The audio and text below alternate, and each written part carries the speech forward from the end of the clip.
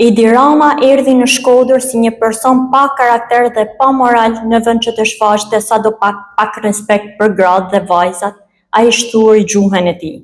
Pasi u detyruan me urdhër politik të mbushnin sallën në kundërshtim të plot me ligjin, gratë dhe vajzat e pranishme dëgjuan nga goja e kryeministrit batuta pa krip dhe nga më banalet.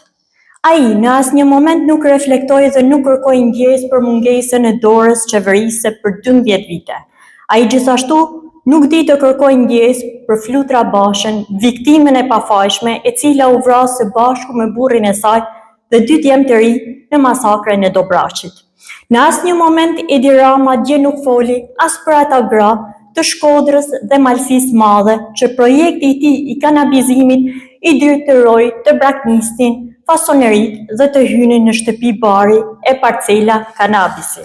Edi Rama dje në Shkodër nuk kërkoi ndjesë për platformën e tij, hëngshin kokat e njëri tjetrit, që përgjaku Shkodrën nga Pedonalja deri në Dugaxhin, këlmend e fusharës. Edi Rama, Shkodrës, kryeqendrës së dijes dhe shqiptarisë i dha hijen e Palermos, të cilën e ekspozoi përballë gjakmarrjes dhe kanabisit, bandave që sundojnë dhe mungesës së sigurisë dhe lirisë. Si arkitekti dhe zbatuesi i shpopullimit dhe varfërimit të Shkodrës, Edi Rama duhej minimalisht të heshte dhe jo të tallej me dinjitetin e atyre grave dhe vajzave të detyruara të jenë në shkallët e pallatit të sportit.